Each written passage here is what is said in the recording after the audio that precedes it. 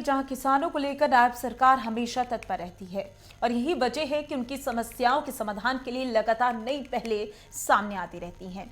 चाहे फसल बीमा की बात हो, समय पर न्यूनतम समर्थन मूल्य का भुगतान या फिर खरीदी केंद्रों पर बेहतर व्यवस्था, हर स्तर पर किसानों के हितों को प्राथमिकता दी जाती है। और इसी कड़ी में सरकार ने शहद को भावांतर भरपाई योजना में शामिल करने की घोषणा की। देखिए रिपोर्ट।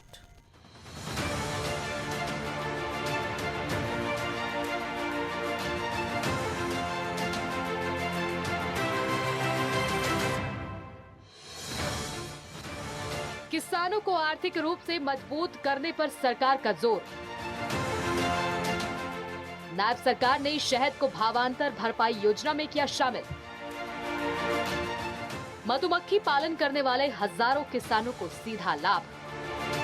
किसानों को आर्थिक रूप से मजबूत करने और उनके उत्पादों को उचित मूल्य दिलाने के उद्देश्य से मुख्यमंत्री ने एक महत्वपूर्ण घोषणा की है। वो घोषणा है शहद को भी भावांतर भरपाई योजना में शामिल करना। इस निर्णय से मधुमक्खी पालन करने वाले हजारों किसानों को सीधा लाभ पहुंचेगा। लंबे समय से शहद उत्पादकों की मांग थी कि उनके उत्पाद को भी न्यूनतम मूल्य सुरक्षा की श्रेणी में शामिल किया जाए, जिसे सरकार ने गंभीरता से लेते हुए ये कदम उठाया है। भावांतर भरपाई योजना का उद्देश्य किसानों को उनकी उपज के लिए न्यूनतम लाभकारी मूल्य सुनिश्चित करना है। यदि बाजार में किसी भी फसल का भाव सरकारी निर्धारित मूल्य से नीचे चला जाता है तो अंतर की भरपाई सरकार द्वारा की जाती है। अब शहद जोड़ने से मधुमक्खी पालन से जुड़ी ग्रामीण अर्थव्यवस्था को मजबूती मिलेगी और किसानों को जोखिम कम होगा। मुख्यमंत्री ने कहा कि सरकार का लक्ष्य कृषि क्षेत्र को अधिक लाभकारी बनाना और खेती से जुड़े हर वर्ग को आर्थिक सुरक्षा प्रदान करना है। युवा किसानों से भी ये आह्वान करता हूं कि मधुमक्खी पालन आपके लिए एक आकर्षक स्टार्टअप का अवसर है। इसमें तकनीक का हम उपयोग करें, नए इनोवेशंस करें, वैल्यू एडिशन और ऑनलाइन मार्केटिंग के माध्यम से अपने उत्पाद को हम दुनिया में पहुंचाने का काम करें। हमारी सरकार आपकी हर कदम के ऊपर मदद करेगी।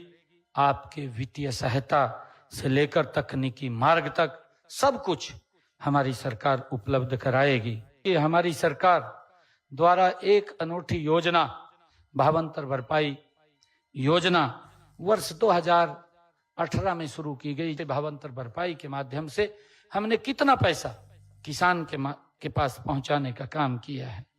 इसके तहत मंडी में लागत से जो कम भाव मिलता है उसका दबाव मेरे किसान के ऊपर न पड़े, कहीं ना कहीं उस दबाव से बाहर करने का काम इस भावांतर भरपाई से हम करें।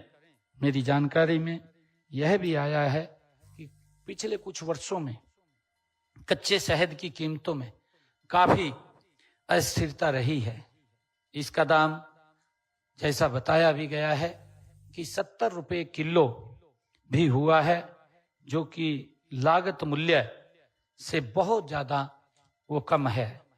मैं अब मधुमक्खी पालकों को ऐसी स्थिति में घाटे से बचाने के लिए बागवानी फसलों की तर्ज पर शहद को भी भावांतर भरपाई योजना में शामिल किया जाएगा। और अभी तक कहीं पर भी शहद की बिक्री मंडी के लिए मंडी नहीं थी। इस स्थिति को देखते हुए हमारा जो मधुमक्खी केंद्र रामनगर पर शहद विपणन केंद्र की व्यवस्था वहां पर की जाएगी, ताकि हमारा जो शहद का किसान है वो वहां पर उसको ले जा सके।